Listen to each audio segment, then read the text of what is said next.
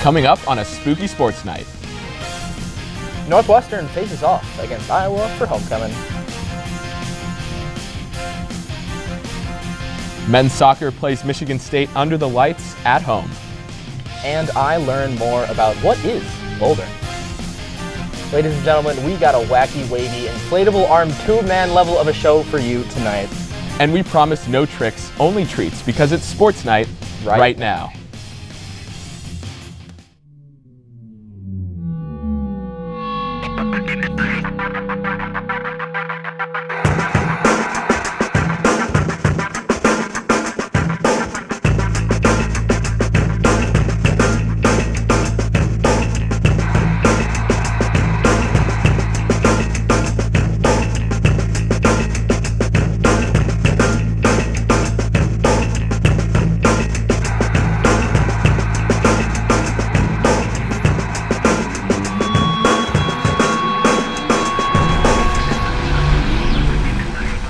Welcome back, ladies and gentlemen. Ethan, do you know what day it is?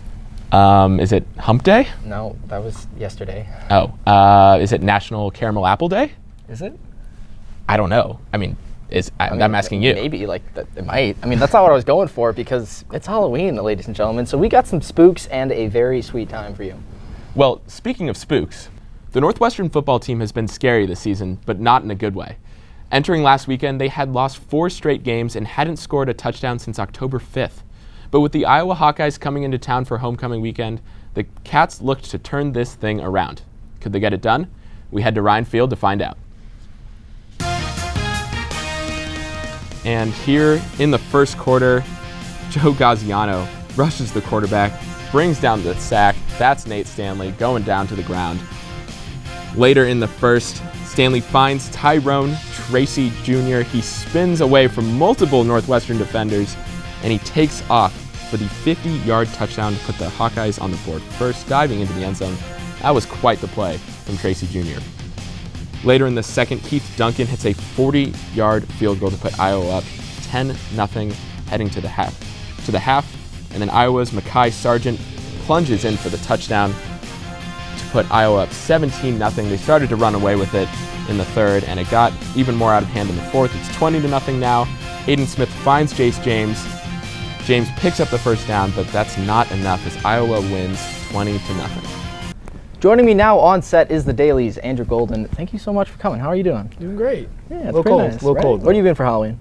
I was trying to be Nelly, but it didn't really work out. It's all good. You still got 2 hours. I'll figure it out. You're fine. Well, obviously we could go into what went wrong with the offense and how the team has been struggling, but I don't want to go over that. I want to know how the students on campus is responding to this team after we've experienced 3 straight bowl wins. What is the 1-6 record show off?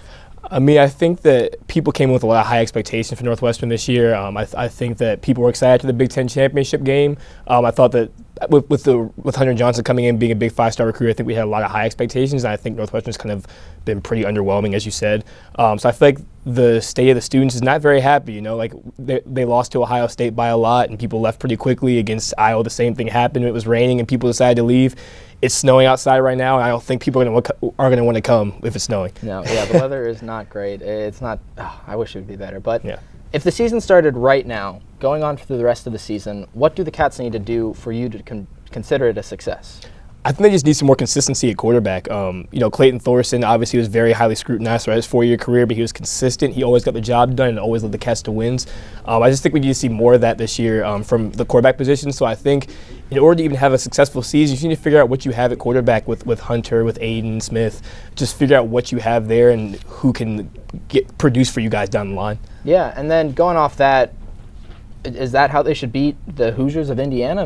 They've surprised many. How do the Cats go into Bloomington and come out with a win? They just got to slow the game down and run the clock down, run the ball. I know Isaiah Bowser was out of the game. He just was ruled out, but I think they have a lot of talent. Drake Anderson. The offensive line has been pretty solid recently, so I think they just need to stick with running the ball, slowing the game down. I think they'll give them an opportunity to win the game. Well, awesome. Thank you so much. For more of Andrew's work, you can go to the Daily Northwestern webpage. Thank you so much. Now, back to you, Ethan. Here at Sports Night, we like to have fun when we can. And in honor of Halloween, Ryan and I decided to put together a little segment to celebrate the holiday. Now, this is Northwestern News Network, so of course it had to revolve around Northwestern sports.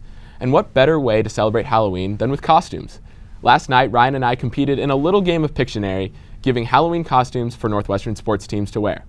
Here's a short clip of our dreadful attempts at drawing. Ryan here. I'm sorry. All right. So they've been off to a pretty hot start, or at least recently. Finishing their fall season, in their last 2 tournaments, they finished 2nd and 3rd. So, bear with me, I'm also a terrible artist. But, okay, that's That's a stick figure. a person, it's a right? Human. Sure. Okay, a bow and arrow. Sure, so what would... Hawkeye. Yes! Hawkeye? Yes, because they've been accurate. One of the things that Hawkeye said in Civil War, after his retirement, he said that he played golf and got really tired of it because he shot 18 and hit 18. Or he played 18, shot 18. Yeah. So, I say the men's golf team is Hawkeye. You know, get a little Avengers theme going. Yeah, maybe out of face there too. But yeah, Hawkeye they've been so good lately that I think they should be Hawkeye for Halloween. That's fair. Next up, you can keep the men's. Oh, all right. Oh, okay. It's fine. We got some soccer from the men's side. Now this is really penmanship right here. Now I'm gonna lead this in. I'm pulling my phone. So they're 7-7-1 overall. Okay. They are 3-3-1 in conference. Sure. They are 4-4-1 at home, and they are 2-2-0 away, and they're 1-1 in neutral. So Okay. what does that speak to you? That speaks That sounds pretty like really consistent. average. Yeah, sure. Consistently Yeah. average. So this is growing up, one of the greatest shows I've watched. This is bad. This looks like either. I don't think you're going to be able to recognize this. No, I don't think so either. This is. Do you watch SpongeBob? Of course, but I don't know what this is. So remember when he became normal? Oh! It's normal SpongeBob. Oh my God! I saw you Right? looking this up earlier. I was looking at it. It's just the normal SpongeBob. That's the bow tie. In fairness, though, how was I supposed to I get this? don't know this. He smiles. He doesn't have any. If you want to see the rest of that segment, you can go to NNN Sports on YouTube. But now I want to take a moment to talk about a team we haven't mentioned or in that segment yet, and that's Northwestern football. It's no secret that they have not lived up to the expectations of Northwestern fans, students, coaches, or players. Chicago Tribune's Teddy Greenstein wrote an article calling out Northwestern's offensive struggles. Northwestern ranks last in the FBS in points per game, offensive efficiency rating, and in plays of 20 yards or more. To put it bluntly, that's terrible. But there may be a larger issue looming here, and it's about expectations. While Northwestern has continued to win bowl games this decade and won the Big Ten West last year, the Wildcats have still fallen short of earning the national respect they desire. Northwestern is often compared to Stanford, both in terms of undergraduate size and academic standards for its athletes. The Cardinal program used to be about as good, or as bad, as the Wildcats, with a history of losing records propped up by a couple of exciting years. But in case you didn't know, Stanford has won an Orange Bowl and a Rose Bowl in the last 10 years. So why hasn't Northwestern won a game of that magnitude? You can talk about the conference, as it's undoubtedly true that the Big Ten has tougher competition, but the Wildcats only lost one conference game last year. You can bring up the fact that Stanford has that wonderful California recruiting pool, but the high academic standards I mentioned earlier limit Stanford just as much as they do Northwestern. So what's really different? If you ask me, it's about expectations. Beginning with Jim Harbaugh and continuing with David Shaw, Stanford hasn't just wanted to win, they've expected to win. 8 or 9 win seasons are not considered successes, they're considered down years. It's time for the entire Northwestern community to change its own expectations. It's time we all set a higher standard. You don't see big name programs like Notre Dame and USC, 2 other private universities with elite football pedigrees, celebrating Pinstripe Bowl wins the day after the game. Good enough should not be good enough anymore. I'm not criticizing the effort or the heart of the players or coaching staff. I recognize where Northwestern used to be, and I appreciate how far they've been able to take this program. But it's time to take that next step. And a lost 2019 season with 0 self-reflection and 0 changes won't fix things. Because the first step in solving a problem, it's admitting that there is one. Wow, that was very well spoken. Well, coming up on Sports Night, we try to do something that we haven't done in years, and you will not want to miss it. At Northwestern, we're Wildcats in every way.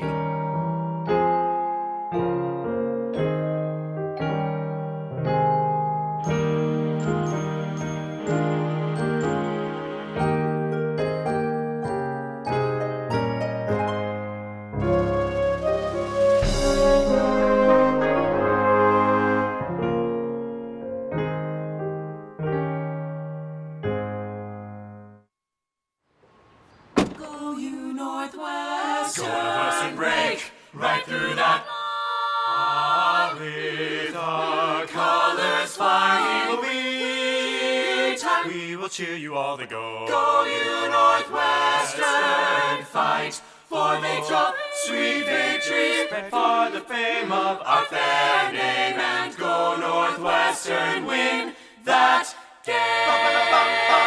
Go Cats!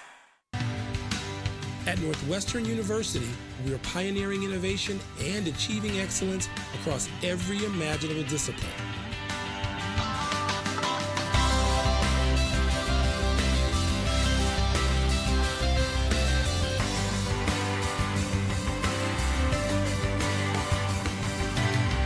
At Northwestern University, the possibilities are endless.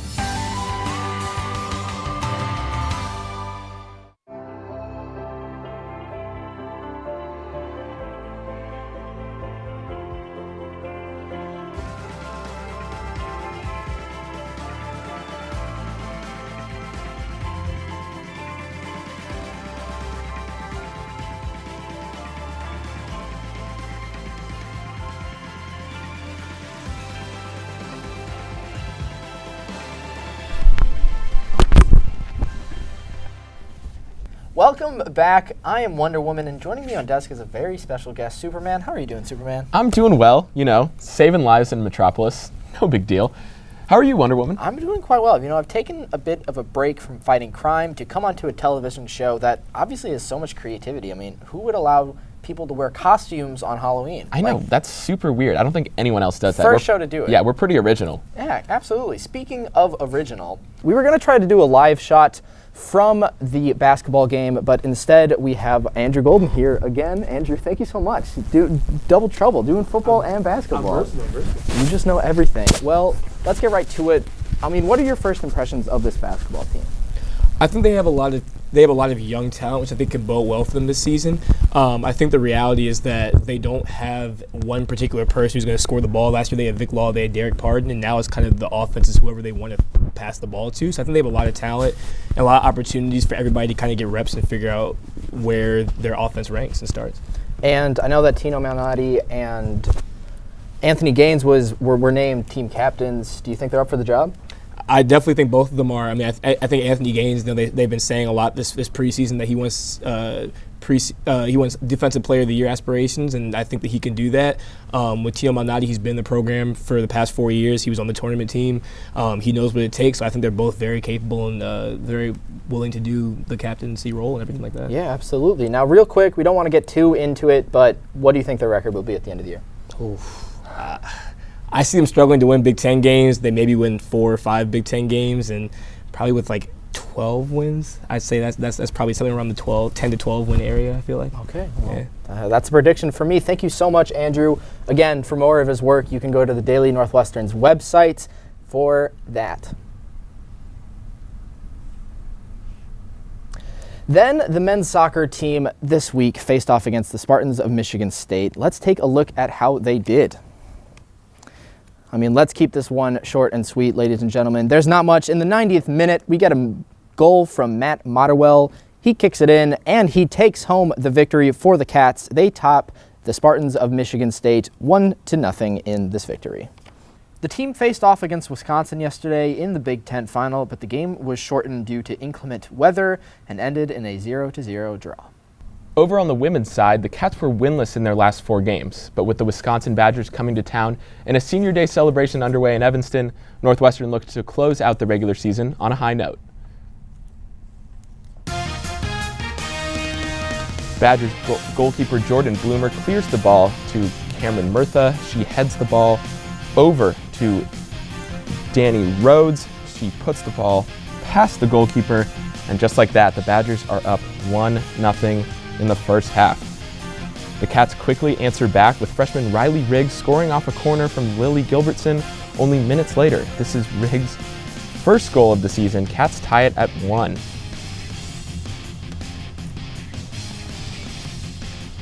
But the Badgers aren't done in the first half with only a minute left. Claire Shea takes a shot from over 30 yards out. The ball bounces off the post, but over the goal line.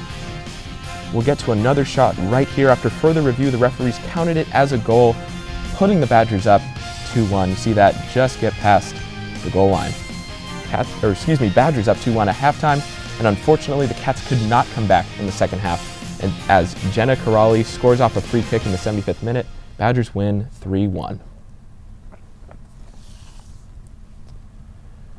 Sunday's disappointing loss to the Badgers ends the season for Northwestern. The Cats finished 9th in the Big Ten, falling just short of the Big Ten tournament as they lose out to Purdue on a tiebreaker. The Big Ten tournament will begin on Sunday and wrap up the following weekend. Back in August of 2016, the International Olympic Committee announced that climbing would be introduced as a sport into the Olympics. One of those disciplines within climbing is bouldering, and I went to First Ascent in Uptown to learn more about it. Hope you enjoy.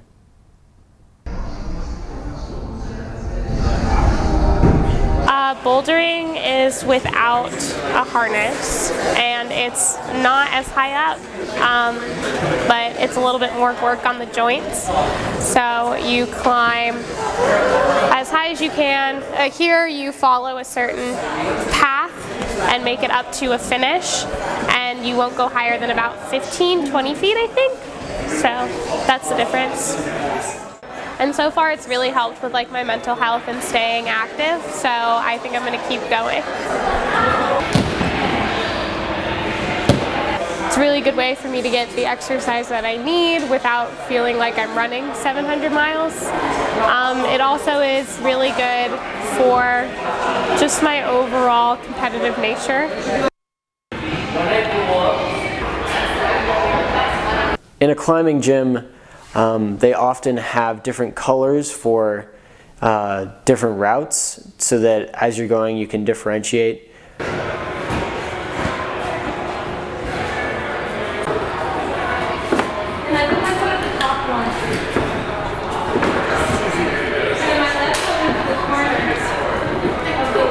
Gotta say, that was a pretty cool pack, Ryan. We've got to take a short break, but when we come back, we've got volleyball, fencing, and field hockey. You're watching Sports Night on NNN, so stick around. At Northwestern, we're Wildcats in every way.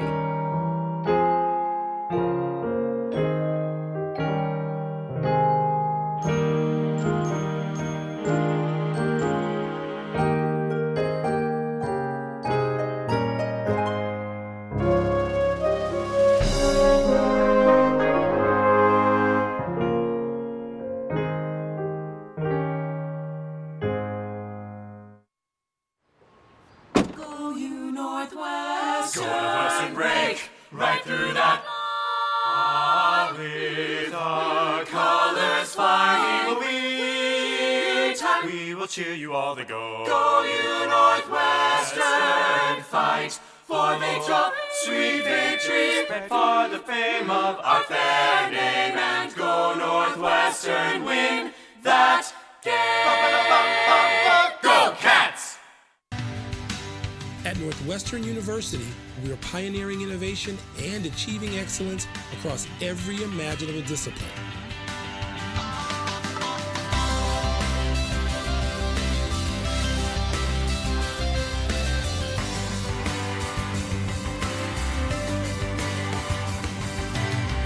At Northwestern University, the possibilities are endless.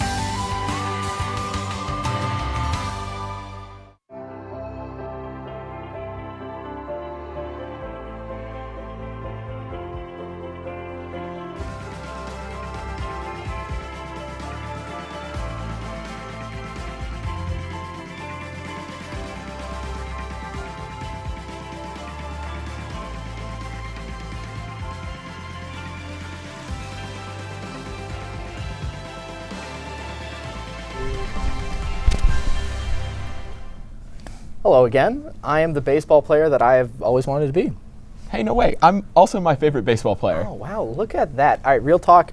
Favorite candy? All right, so I've gone like back and forth on this because like I don't know, I just always seem to have like a different favorite candy, but if I had to pick one right now, I would say Milky Way bar. Really? Yeah, what about you? Really? I'd have to go Snickers. I mean, there's just something about that combo that it's always satisfying. You can eat it really at any time. You know, it's great. I feel like there's just too much going on though. Like Milky Way is more simple. I guess, but like it combines with the chocolate and caramel. It's the peanuts. It's just the goodness. It's amazing. All right, I can buy that. Well, anyway, I believe Ethan has some volleyball highlights, so I'm going to let you take that away. The women's volleyball team has not had the start it imagined in Big Ten play coming into the 2019 season. Trying to get their first win in conference play, the Cats traveled to Piscataway to take on the Rutgers Scarlet Knights. But on Sunday, Northwestern could not get the job done as they fell 3-2. Rutgers won the first 2 sets, 27-25 and 26-24, but the Cats stormed back to take the next 2 sets, 25-16 and 25-23, to force a 5th and decisive set. But the Knights held on, winning 15-10. Junior Nia Robinson led the Cats with 18 kills. With the loss, Northwestern drops to 0-10 in Big Ten play and 9-13 overall. The Cats will be back in action Friday night as they take on the Michigan State Spartans at Welsh Ryan Arena, looking to snap a 10-game losing streak. There is only 1 month left in the volleyball regular season as Northwestern looks to salvage what has been a disappointing season to this point. Joining me on desk now is our very own Justine Vanbury, also a member of the fencing team. How are you? Good. How are you? I'm doing quite well. Thank you for asking. Now, I know you have a upcoming meet this week. Mm-hmm. How's that looking? We're very excited about it. It's going to be our first home meet of the season, and we have a lot of expectations coming in. All right, so speaking of those expectations, can you talk to me a bit about some new members that we should look out for, some freshmen, first years that you think are going to do well? Sure. We have a really big freshman class, actually. I think we have 8, and a couple of them are really standing out. So there's one freshman, Ilsa Hoffman, who's from New York, ranked 30th in the country, and during one of our preseason in-house meets, she actually won. So she's someone to look out for. We have another freshman named Bledwin Bindas, and she's from California. She's also nationally ranked. I think she's top 50, so she's also someone who we should check out. All right, they both sound amazing. Now, as they combine with the team as a whole, how does the team look this year? The team looks pretty good. We're hoping to have another successful season. It's still early on to tell, but we are looking to get a 3rd conference win by the end of winter quarter. So hopefully we can start off this weekend well and keep going from there. Sounds like a pretty good goal. Well, thank you so much. For more of her work, you can watch her fence, and you can follow us for all the coverage. We've talked a lot about struggling Northwestern teams, but field hockey in 2019 is anything but. After cruising past Kent State on last Sunday, the 10th-ranked Cats traveled to Iowa City to take on the 8th-ranked Hawkeyes. Could the Cats pull off the upset? Roll the tape. It's senior day in Iowa City as the Cats look to play spoiler and extend a 2-game win streak. In the first quarter, Bente Bockers finds Sarah DeBrige for the score. That's her 8th goal of the year. There we go. Cats up 1-0 in the first. In the third quarter, after some solid passing around here from the Iowa Hawkeyes, we'll get a goal from Leah Zellner. Can't see it on the screen here, but a goal from Leah Zellner. It's her 6th on the year to tie the game at 1. Moving to the fourth quarter, and it's an Iowa game winner. For the come-from-behind victory, Maddie Murphy scores her 11th on the season, and the Hawkeyes win 2-1. Following the loss, the Cats now sit at number 11 in the coaches poll. They will finish the regular season against Indiana tomorrow at 3 p.m. right here in Evanston at Lakeside Field. Coming up next, who knows? Maybe we do have some tricks up our sleeves that you won't want to miss. At Northwestern, we're Wildcats in every way.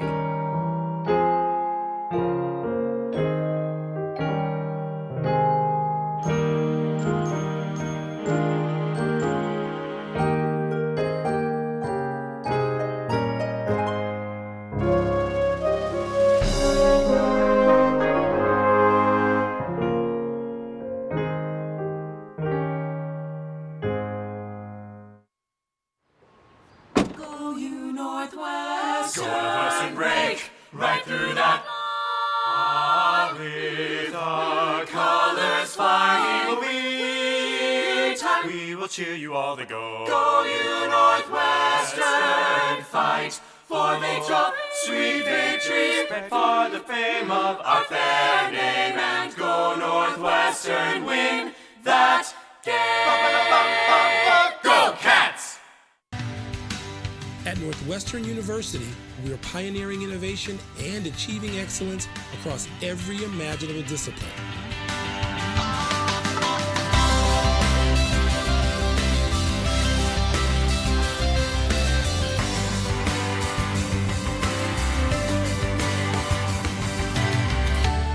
Northwestern University, the possibilities are endless.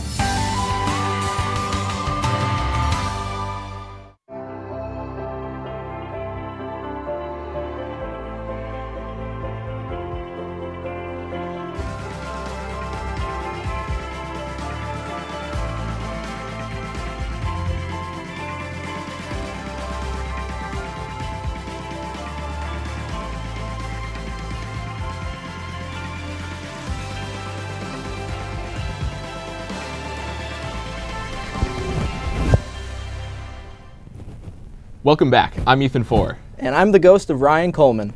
It's late and we've got some candy to eat, so let's go get into some plays of the week. Starting off at number 3, we've got some volleyball. Ella Gerbach and Desiree Becker with the block. How about that? Next up, we got some football action from the one and only Aiden Smith. Nice little pass here over the middle to Ramad Charquio Bowman. It's just beautiful. Nice tackle, but good, better catch, really, I think. Absolutely. And we've got your number 1 play of the week. And what else would it be? It's that 90th minute goal by Matt Motorwell to win the game for the Cats over Michigan State. How about that? Well, I mean, that was a pretty fun show. Yeah. That about does it for here at SportsNight. I would say so. I know. It was really spooky. Definitely Thought spooky. so? Absolutely. Lots of Super spook spooky. involved, Well, for sure. we hope you enjoyed our show. Happy Halloween, ladies and gentlemen, and roll Cats. Have a good night.